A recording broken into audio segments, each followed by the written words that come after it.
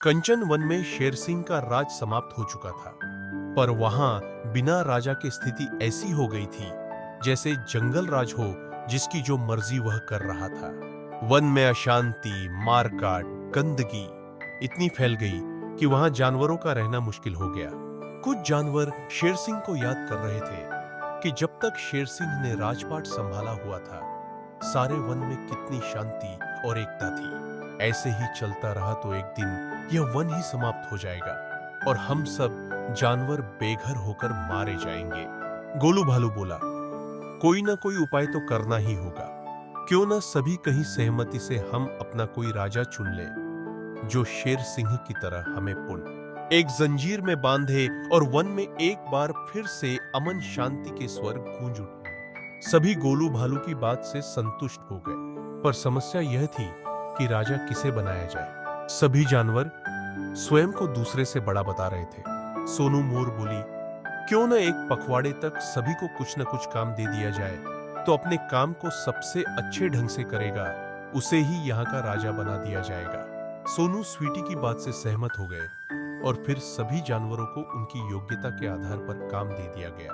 बिम्पी लोमड़ी को मिट्टी हटाने का काम दिया गया, तो भोलू बंदर को पेड़ों पर लगे जाले हटाने का, सोनी हाथी को पत्थर उठाकर एक गड्ढे में डालने का काम सौंपा गया था और मोनू खरगोश को घास की सफाई की। जब एक पखवाड़ा बीत गया तो सभी जानवर अपने अपने कार्यों का ब्यौरा लेकर एक मैदान में एकत्रित हो गए। सभी जानवरों ने अपना काम बड़ी सफाई और मेहनत से पूरा किया था। सिर्फ सोनू हाथी था जिसने एक भी पत्थर गड्ढे में नहीं डाला था।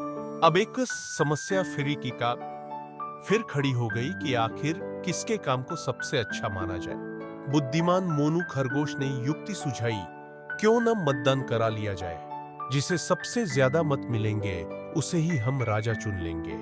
अगले दिन सुबह सुबह चुनाव रख लिया गया और एक बड़े मैदान में सभी पशु पक्षी मत देने के लिए उपस्थित हो गए। मतदान समाप्त होने के 1 घंटे पश्चात मतों को गिनने का काम शुरू हुआ। यह क्या, सोनू हाथी गिनती में सबसे आगे चल रहा था और जब मतों की गिनती समाप्त हुई तो सोनू हाथी सबसे ज्यादा मतों से विजयी हो गया। सभी जानवर एक दूसरे का मुंह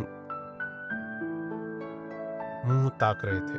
तभी पक्षीराज गरुड़ वहां उपस्थित हुए और उपस्थित सभी जानवरों को संबोधित करते हुए बोले, सोनू हाथी प्रतिदिन पत्थर लेकर गड्ढे तक जाता था, किंतु जब उसने देखा कि उस गड्ढे में मेरे अंडे रखे हुए हैं तो वह पत्थरों को उसमें न डालकर पास ही जमीन पर एकत्रित करता रहा। सोनू ने अपने राजा बनने के लालच को छोड़ एक जीव को बचाना ज्यादा उपयोगी समझा। उसकी इस परोपकार की भावना को देखकर, हम पक्षियों की भावना को देखकर, हम पक्षियों ने तय किया कि जो अपने लालच को छोड़कर दूसरों के सुख दूं, ख का ध्यान रखें, वही सच्चे तौर पर शासक बनने का अधिकारी है।